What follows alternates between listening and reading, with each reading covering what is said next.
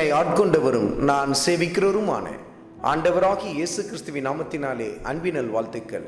கிறிஸ்து இயேசுவுக்குள் மிகவும் பிரியமான அன்பு சகோதர சகோதரிகளே, லேவியராகமத்தில் 19வது அதிகாரத்தில் 10வது வசனத்தில், உன் திராட்சை தோட்டத்திலே பின் அறுப்பை அறுக்காமலும் அதிலே சிந்தி கிடக்கிற பழங்களை பொறுக்காமலும் அவைகளை எளியவனுக்கும் பரதேசிக்கும் விட்டுவிடுவாயாக, நான் உங்கள் தேவனாகிய கர்த்தர். கர்த்தருடைய ஆவியானவர் இந்த இடத்தில் தன்னுடைய பிரமாணத்தில் எப்படி குறிப்பிட்டு காட்டுகிறார் பாருங்கள்.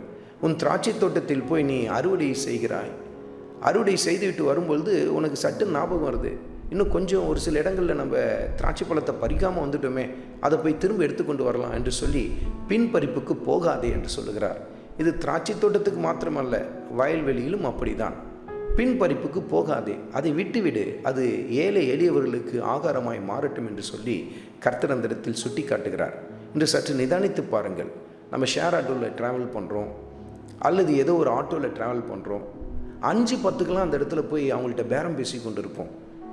ஒருவேளை அங்கே போக வேண்டிய இடத்திற்கு 40 ரூபா தான் வாங்கணும், ஆனால் அந்த ஆட்டோக்கார் வந்து ஒரு 50 ரூபா கேட்குறார். உடனே அந்த 10 ரூபாய்க்காக சில பேர் அவர்கிட்ட சண்டை போடுவாங்க. அந்த இடத்தில் உடனே அவரிடத்தில் முகத்தை சுளித்து கொள்வார்கள். என்னையா இவ்வளோ அநியாயமாக கேட்குற, என்ன இவ்வளோ அக்கிரமமாக கேட்குற.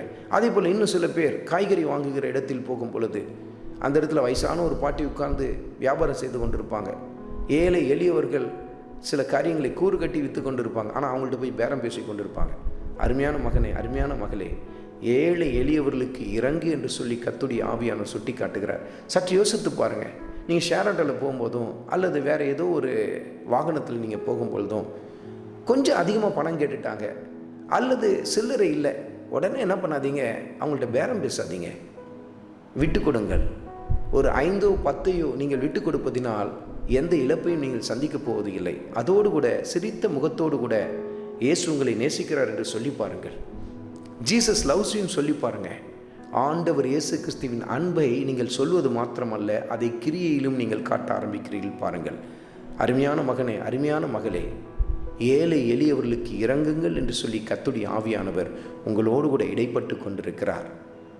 விட்டு கொடுங்கள். ஒரு சில காரியங்களை நாம் இழந்து போவதனால் நமக்கு எந்த விதத்திலும் குறைவு ஏற்பட்டு விடுவது இல்லை. அதிலும் மிக குறிப்பாக பொருளாதார காரியங்களிலே விட்டு கொடுங்கள். மனம் வந்து மற்றவர்களுக்கு உதவி செய்ய ஆரம்பியுங்கள். அதோடு கூட ஆண்டவர் இயேசு கிறிஸ்துவின் அன்பை கிரியையில் காட்ட ஆரம்பியுங்கள். கர்த்தர் அங்கு மகிமைப்பட ஆரம்பிப்பார்.